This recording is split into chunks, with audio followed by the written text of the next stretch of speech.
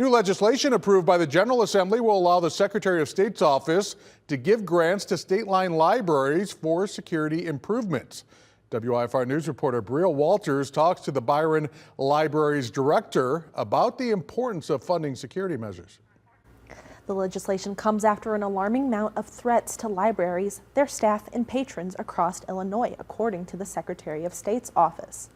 The libraries who need it will be able to apply for a grant to install security cameras, silent alarms, or security checkpoints.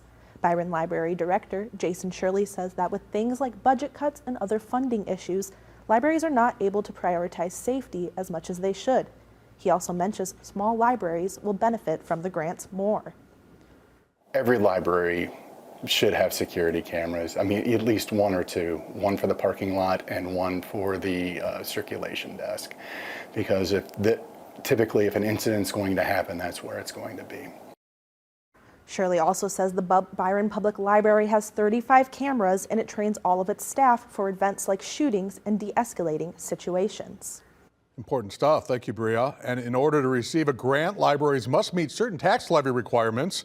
They also need to maintain funding levels and serve communities effectively.